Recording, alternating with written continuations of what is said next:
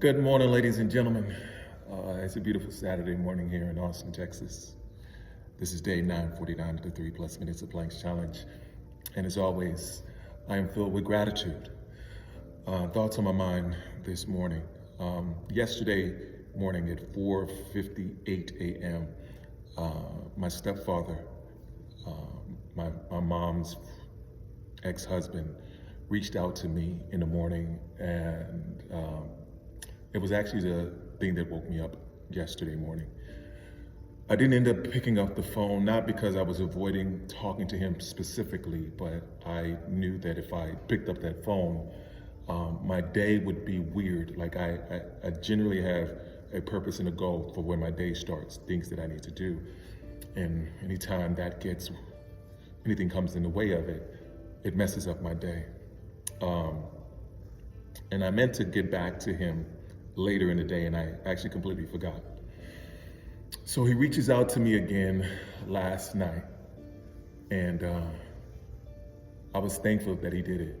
He actually told me when he got home after the day, he was tired, he was beat down, but he said he had this feeling that he needed to give me a call. And so he wasn't going to use that as an excuse. So he ended up calling me. And we ended up having one of the most amazing conversations he and I had ever had in my life. I've talked about this thing before where a lot of times, a lot of us look for closure from the people that we had issues with. But the closure really comes down to ourselves and letting things go.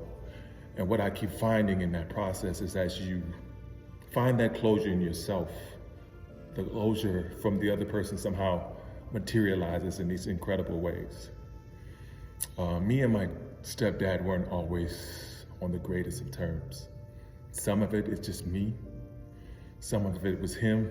Some of it is just life. But we've come to this space where we are comfortable in our skins and being who we are, and at the same time being able to confront the issues and things that we may have gone through. I was telling him some of my aspirations, specifically about my political aspirations. I was telling him about some of the mistakes that I've made over the time and thanking him for the parts of my life that he had helped me with and brought me through. I was telling him a lot about just my experiences as he was telling me about his and some of his childhood and things that he was going through. I learned more and more the things that people do aren't necessarily a reflection of how they feel about you or the things that they're going through with you. A lot of it is just the things that we find in ourselves. He was telling me something about leaving the past behind. And it was really, I appreciated what he said. I added to that is, yes, you leave the past behind, but you take the lessons from it. Like, you don't get beat down by it. Just take the lessons from it. And I'm learning that every day. Like,